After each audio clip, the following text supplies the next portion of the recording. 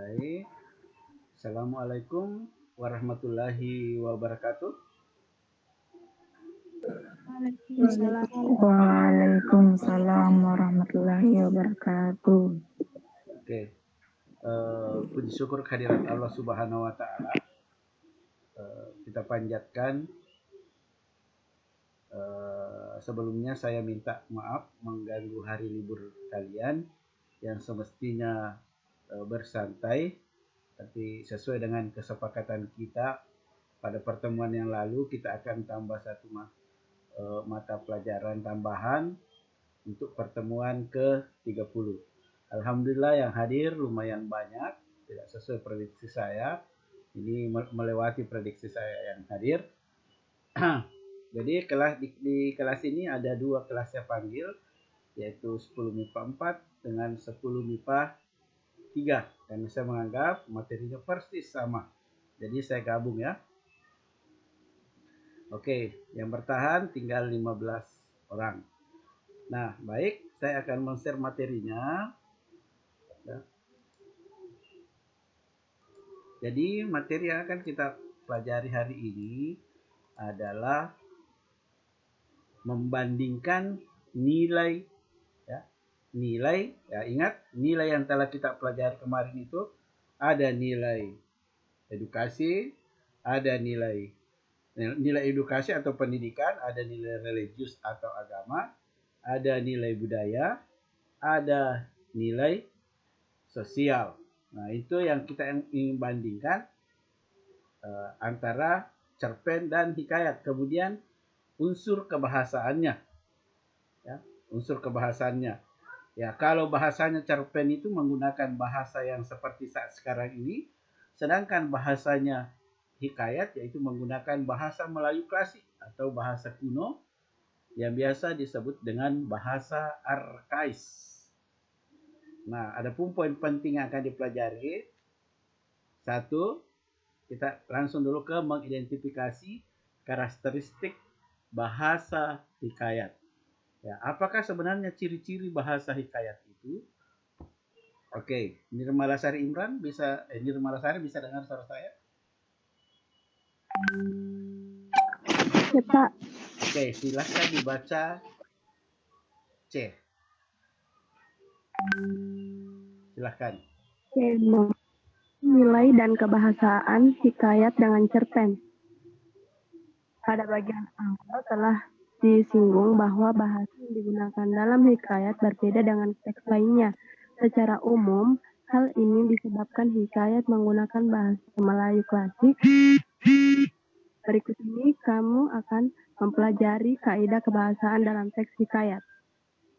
Oke, nah kita akan mempelajari dulu tentang bagaimana sih sebenarnya bahasa hikayat itu. Nah, coba perhatikan, bahasa hikayat itu berasal dari bahasa Melayu klasik atau bahasa Melayu kuno. Jadi bahasa pada saat itu belum ada yang ejaan yang disempurnakan, belum ada bahasa pemersatu bangsa Indonesia. Nah, bahasa Melayu klasik atau bahasa arkais. Ya. Kalau ditanya apa itu bahasa arkais, ya bahasa yang muncul atau lahir sebelum Indonesia lahir pada tahun 1945 tanggal 17 bulan 8. Jadi bahasa arkais adalah bahasa yang lahir sebelum Indonesia merdeka. Biasa disebut bahasa Melayu klasik, biasa juga disebut dengan bahasa Melayu kuno. Nah, coba perhatikan, hikayat disajikan dengan menggunakan bahasa Melayu klasik. Ya, ciri bahasa yang dominan dalam bahasa hikayat adalah banyak menggunakan konjungsi. Ya. Nah, contoh. Nah, kalau kita ambil di sini kan aslinya bukan maka. Bahasa arkais yang dia gunakan yaitu Hatta. Hatta berkeinginanlah istri Kojan, Maimun, untuk mendengarkan cerita tersebut. Hatta Bayan pun berceritalah kepada Bibi Zainab. Nah, hatta itu yang kita temukan tempo hari di cerita Indra Bangsawan atau di cerita hikayat yang lain. Kalau ada hatta, artinya itu adalah maka. Jadi saya ingatkan, salah satu bahasa arkais yang sering kita temukan pada hikayat pertemuan yang lalu ada kata hatta. Hatta artinya maka. Nah, ini juga salah satu ciri daripada hikayat adalah menggunakan konjungsi pada setiap awal kalimat dan penggunaan kata anarkis atau arkais. Ini ya, di sini hatta ternyata artinya maka, ya. Rana bisa dengar suara saya? Rana Sahara? Oke. Ana bisa mendengar suara saya? ANA, Ana. Oke, tidak bisa. Alkamar? Bisa, Pak. Apa? Alkamar ya? Ana, Pak. Oke, Ana, silakan dibaca, Ana. Baris pertama dan seterusnya. Dalam kutipan tersebut, konjungsi maka digunakan hingga 3 kali. Diskusikanlah dengan temanmu apakah makna dan fungsi konjungsi tersebut sama dengan makna konjungsi maka dalam bahasa Indonesia saat ini.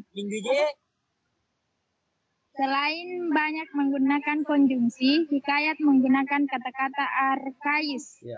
Hikayat merupakan karya sastra klasik, artinya usia hikayat jauh lebih tua dibandingkan usia negara Indonesia. Meskipun bahasa yang digunakan adalah bahasa Indonesia atau berasal dari bahasa Melayu, tidak semua kata dalam hikayat kita jumpai dalam bahasa Indonesia sekarang. Kata-kata yang sudah jarang digunakan atau bahkan sudah asing tersebut disebut dengan kata-kata arkais. Nah, perhatikan. Jadi, kalau ada kata yang tidak kamu mengerti artinya atau tidak ditemukan di dalam kamus, maka itu adalah kata arkais. Nah, contoh ini di hikayat Indra Bangsawan ada kata beroleh, ya. Kalau sekarang itu memperoleh. Di sini beroleh. Artinya kalau dalam kamus mendapat, ada tita. Tita itu perintah, ya, atau kata. Bulu, tanaman berumpun. Ya, kalau ini tanaman yang berbulu, ya, berakar serabut. Batangnya berluas, berongga dan keras. Ya, itu bagian daripada bambu. Ya, ada bulu-bulunya bambu, itulah yang dimaksud dengan bulu. Sedangkan mahligai itu tempat. Kemudian ditore. Ya. Kalau ditore, diiris. Cembul, tempat tembakau yang terbuat dari logam. Inang itu perempuan yang merawat anak tuannya, bukan anaknya, tapi anaknya bosnya. Upeti, yaitu pajak. Selit, ya, bertele-tele, selit, atau banyak seluk-beluknya. Itu yang dimaksud selit kalau dalam bahasa hikayat atau bahasa Melayu klasik. Selit itu banyak seluk-beluknya, terlalu bertele-tele. Kalau bejana, ya kalau bahasa Bugisnya bempa. Dalam kamus artinya benda berongga yang dapat diisi dengan cairan atau serbuk. Nah, itulah tadi bahasa arkais yang terdapat dalam hikayat Indra Bangsawan. Nah, sekarang kegiatan kedua atau poin berikutnya adalah membandingkan penggunaan bahasa dalam cerpen. Nah, tadi cerpen itu menggunakan bahasa yang sesuai dengan saat ini. Kata-katanya ada dalam Kamus Bahasa Indonesia. Itu cerpen. Nah, kalau hikayat, kalau kita bandingkan dengan cerpen, hikayat dalam kata-katanya itu terdapat bahasa arkais atau bahasa yang tidak dikenal artinya di dalam Kamus Bahasa Indonesia. Tapi bisa diterjemahkan. Nah, sekarang yang baca lagi laki-laki lagi. Virus, bisa dengar suara saya? Bisa, Pak. Oke, silahkan dibaca. Kegiatan 2. Kegiatan 2 membandingkan penggunaan bahasa dalam cerpen dan hikayat. Hikayat dan cerpen sama-sama merupakan teks narasi fiksi. Keduanya mempunyai unsur intrinsik yang sama, yaitu tema, tokoh, penokohan, sudut pandang, latar, gaya bahasa, dan alur. Sekarang kamu akan mempelajari perbandingan bahasa dalam cerpen dan hikayat. Kaidah bahasa yang dominan dalam cerpen adalah penggunaan gaya bahasa atau majas dan penggunaan konjungsi yang menyatakan urutan waktu dan urutan kejadian. Oke, terima kasih Virus. Nah, kalau kita bandingkan, insya Allah pertemuan berikutnya kita bahas ini. Ini harus ada satu kali pertemuan ini. Jadi, cerpen dan hikayat itu sama-sama mempunyai unsur intrinsik. Ya. Apa-apa itu yang bagian dari unsur intrinsik? Tema, tokoh, penokohan, sudut pandang, latar, gaya bahasa, dan alur. Insya Allah minggu depan kita bahas ini. Kita membandingkan dulu.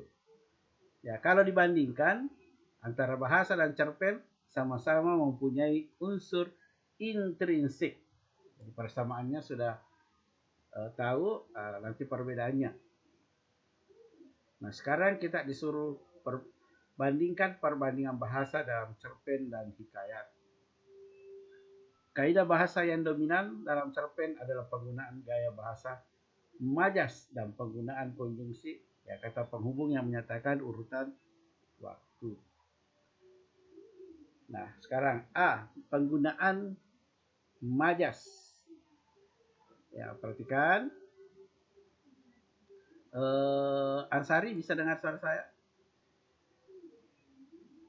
Mama Ansari? Andia Putri, bisa dengar suara saya? Bisa, Pak. Oke, silahkan dibaca penggunaan majas. A. Penggunaan majas. Penggunaan majas dalam cerpen dan hikayat berfungsi untuk membuat cerita lebih menarik jika dibandingkan menggunakan bahasa yang bermakna lugas. Ada berbagai jenis majas yang digunakan, baik dalam cerpen dan hikayat. Di antara majas yang sering digunakan dalam cerpen maupun hikayat adalah majas antonomasia, metafora, hiperbola, dan majas perbandingan. Meskipun sama-sama menggunakan gaya bahasa, tetapi gaya bahasa yang digunakan dalam hikayat berbeda penyajiannya dengan gaya bahasa dalam cerpen. Perhatikan penggunaan majas antonomasia dalam penggalangan hikayat berikut ini. Nah, sekarang persamaannya lagi cerpen dan hikayat, yaitu sama-sama menggunakan majas. Apa tujuan penggunaan majas? Untuk membuat cerita lebih menarik. Nah, majas apakah yang sering digunakan dalam hikayat?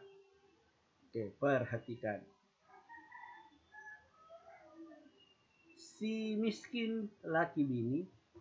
Nah, majas yang pertama adalah majas antonomasia, ya.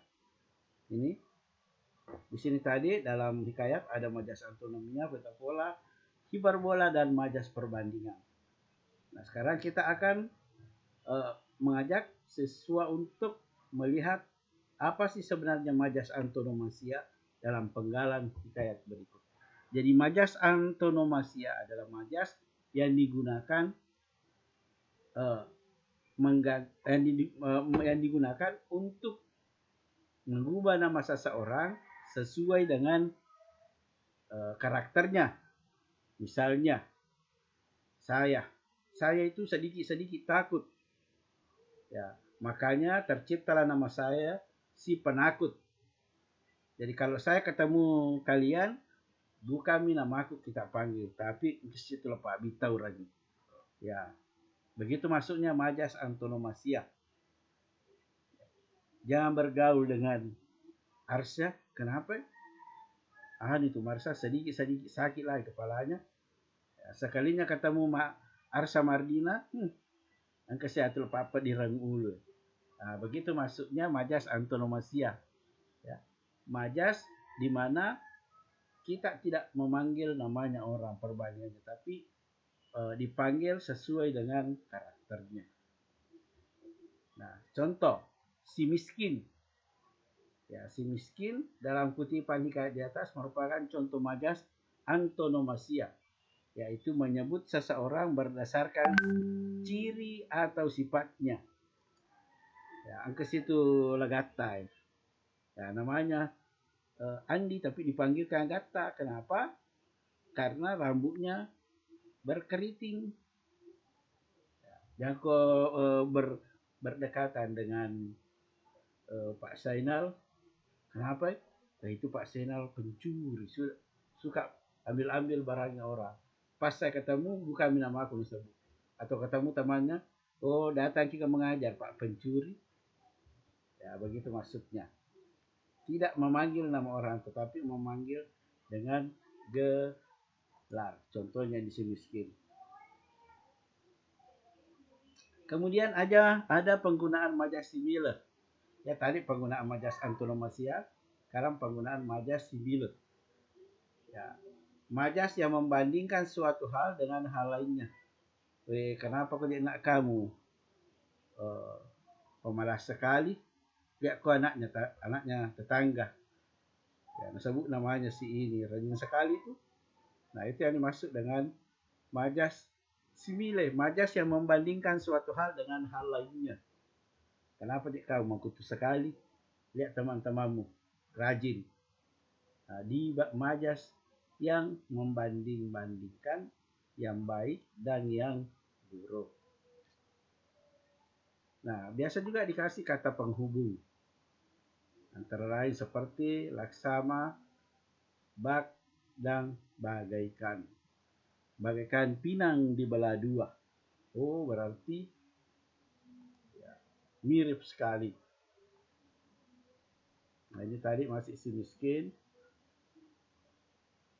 Kemudian dalam hikayat banyak menggunakan kata konjungsi atau kata penghubung. Seperti untuk, pada, dan, atau.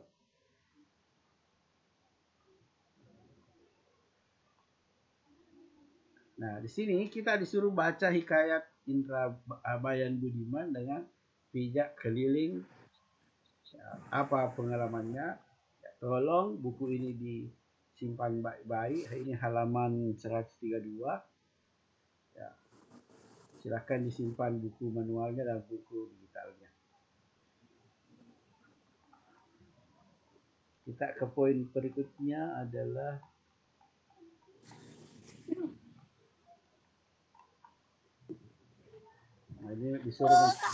ini disuruh mencari bahasa arkais dengan kata penghubung. Kita lihat sini. Oke. Kita lihat. Nah, ini contohnya majas perumpamaan. Ya, majas yang mengibaratkan juga sesuatu. Misalnya wajahmu bagaikan rembulan, senyummu bagaikan senyum bidadari. Ya, itu majas perumpamaan, diumpamakan. Senyummu seperti senyum bidadari. Oh, diibaratkan dia senyum mempunyai suara khas bidadari. Itu majas perumpamaan. Ini ada ceritanya. Kemudian ada juga selain majas yang digunakan, majas tadi, majas ada simile, ada antonomasia, ada majas perumpamaan dan perbandingan. Kemudian retoris. Nah, yang dimaksud dengan retoris adalah pertanyaan yang tidak membutuhkan jawaban. Ya, contohnya di kelas itu Pak Senal terkenal pencuri. Terus temanmu bilang, mau seperti Pak Senal. Kamu tidak menjawab. Ya, karena sudah tahu jawabannya. Ironi. Apa itu? Aduhai Siti yang baik, paras, pergilah dengan segera. Ya, ini tentang sindiran secara halus. Weh, kenapa kau Jikna baru datang? Dari tadi saya menunggu, mana majasnya? Ya, tidak ada. Contoh lagi, majas perumpamaan, yaitu majas ironi. Ya, diibaratkan majas ironi ini adalah kebalikan dari yang baik. Apa kebalikannya baik? Oh, buruk.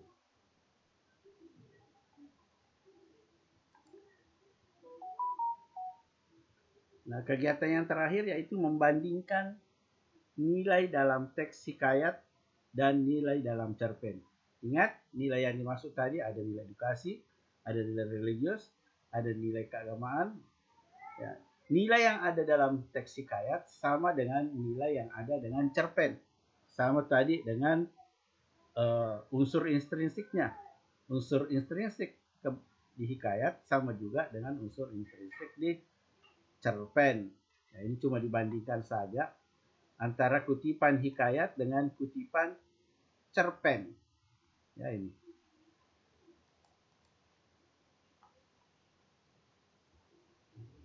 Ya, ini tadi penggunaan konjungsi.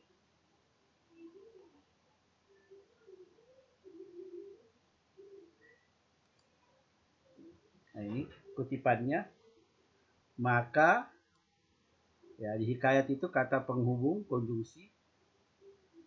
Ini hatta tadi, maka itu bahasa arkaisnya hatta. Ini. Nah, sekarang kalau cerpen itu menggunakan bahasa yang sekarang. Ya. Menggunakan bahasa yang sudah disempurnakan. Jadi untuk pertemuan berikutnya, oke, masih ada yang ingin saya tampilkan. Coba perhatikan. Sebentar. Jadi nanti akan saya share.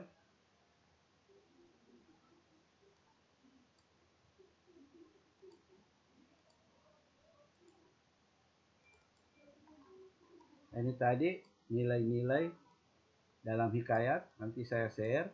Kemudian ada juga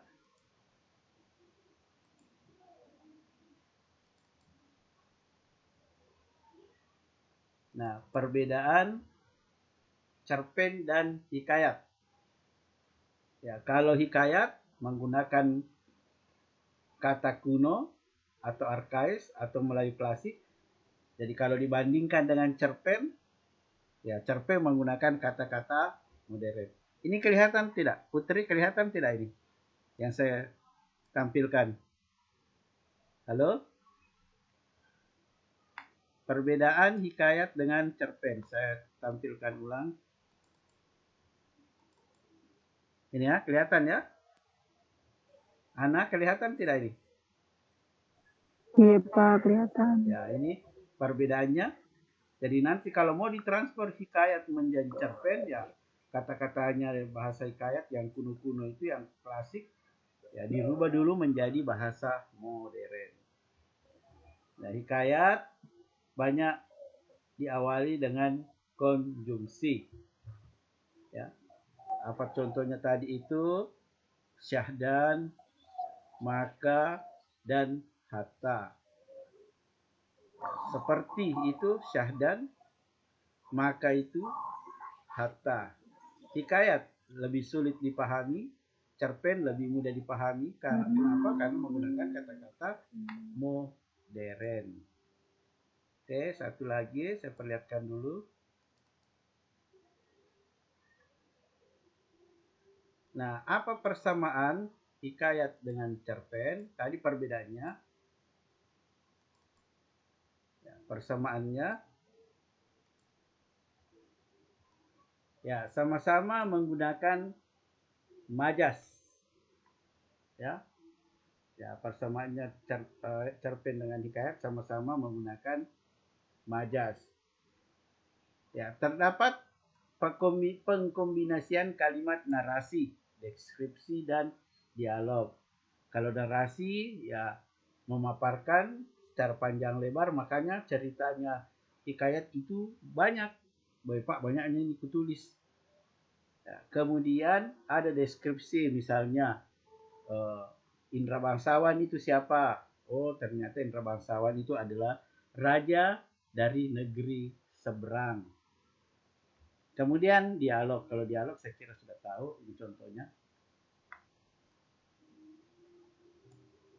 Ya, ini cerpen ibaratkan sudah ada cerpen yang sudah dibaca. Cerpen ini melihat mereka berdua belajar sendiri. Ini bahasa yang sekarang ya. Kemudian dibuatkan dalam narasi. Ini contohnya, kelas menjadi lebih riuh. Kenapa? Ya, karena saya perhatikan masih hilang ya share screen saya, sorry. Saya buka dulu tadi itu.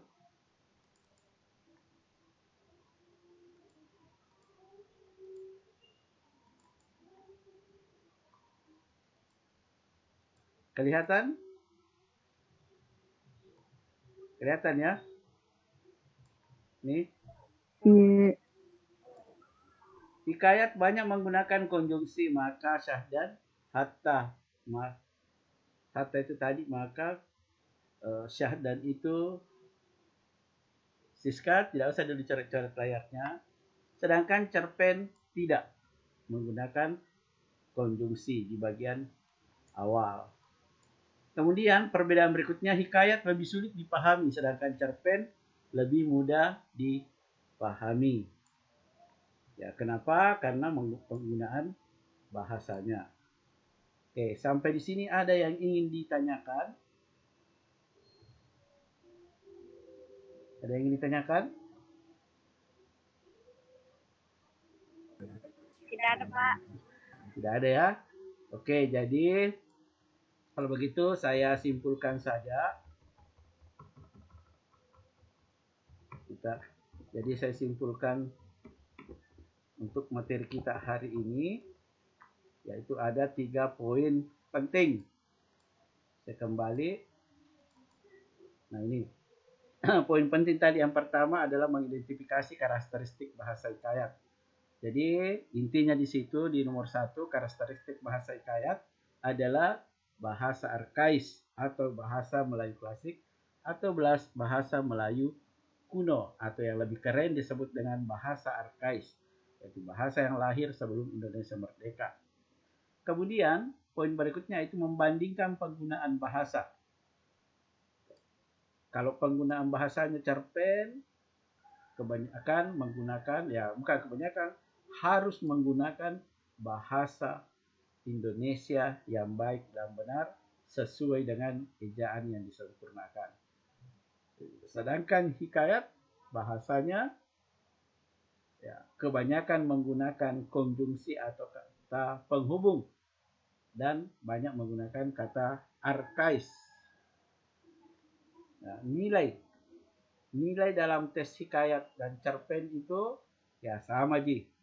Sama-sama ada nilai edukasinya, ada nilai pendidikannya, ada nilai agamanya atau historinya, ada nilai sosialnya. Saya kira itu poin penting yang kita pelajari pada hari ini.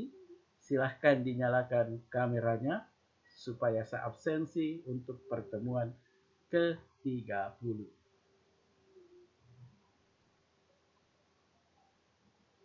Ada yang tidur siang. Oke, ada 15 orang yang hadir. Tadi ada 16 sebenarnya. Oke, Nur Hikmawati Hasan, Putri Kurniati, Alkamar, Arsya Mardina. Silahkan dinyalakan videonya. Kalau tidak mau kelihatan mukanya, tutup aja kameranya. Oke, ternyata ada juga. Oke. Oke, Alkamar dengan Putri tinggal 3 orang yang tidak menyala. Oke, 1, 2. Tidur ya Alkomar, Pak. Tidur nih. Tidur ya Alkomar, Pak. Oke, selesai dulu ya. 1, 2, 3. Ya. Sebenarnya saya juga mengantuk sih, tapi demi kalian. Oke, nah perhatikan.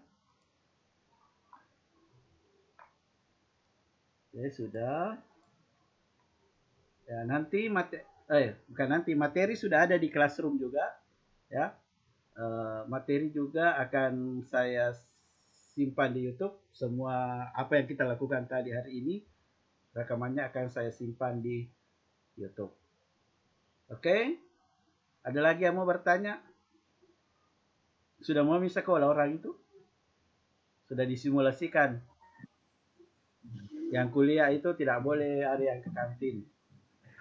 Bawa bekal setiap hari makan-makan kayak SD. Bawa bekal dari rumah.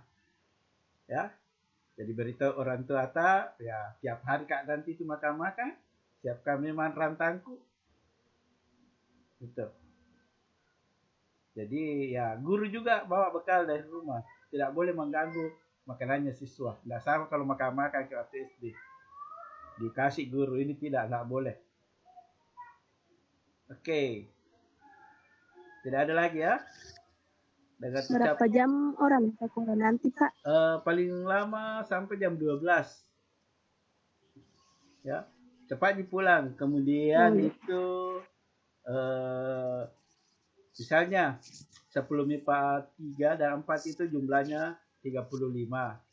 Yang ke sekolah itu dibagi.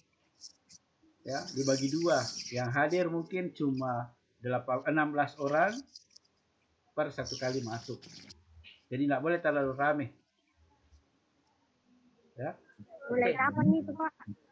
Untuk mulainya harus simulasi dulu. Jadi nanti ada yang dipanggil ke sekolah untuk simulasi. Harus ada tanda tangan orang tua. Tapi simulasinya sudah ada videonya saya lihat. Nanti kalau mau lihat di YouTube juga ada. Oke, ada lagi?